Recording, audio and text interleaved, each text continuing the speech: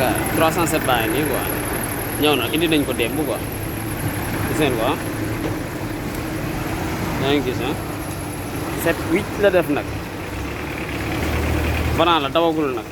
maanaam pour mu mënoon ñëw moo tax ñu miiti ko Gambie quoi yaa ngi dégg dagal ko passe avant pour bu ñëw gis ngeen voilà gis ngeen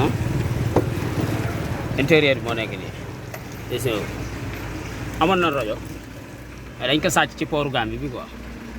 en plus caisse d'arrière yi wàccaale woon na ko quoi gis ngeen ko mais dañu sàcc yooyu yëpp dañ ko jël xam nga voilà gis ngeen gis ngeen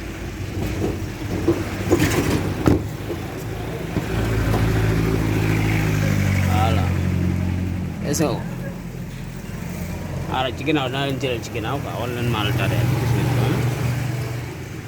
seen ko dafa am 3 offrant barbe day coow gis ngeen ko caisse d'arrière yi fii la monté woo gis ngeen ko dañ ko sàcc ci port bi lañ ko jëlee wax voilà gis ngeen seen sécurité yi lay wan ne mën na am caisse day nañ caisse d'arrière quoi gis nga ko gis ngeen ko voilà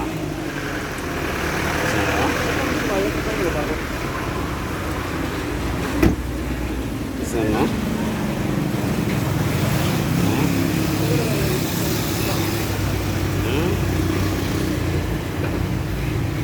Fatma da yaa ngi suba si ma taalal leen ko wan leen 3 francs bi quoi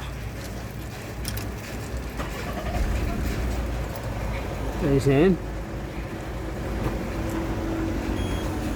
3 francs bi gis ngeen ko moo nekk nii gis ngeen ko ma ngi noonu di dem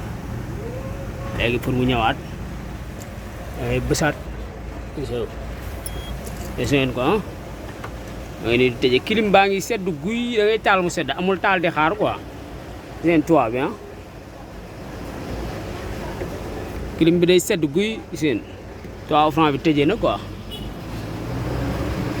voilà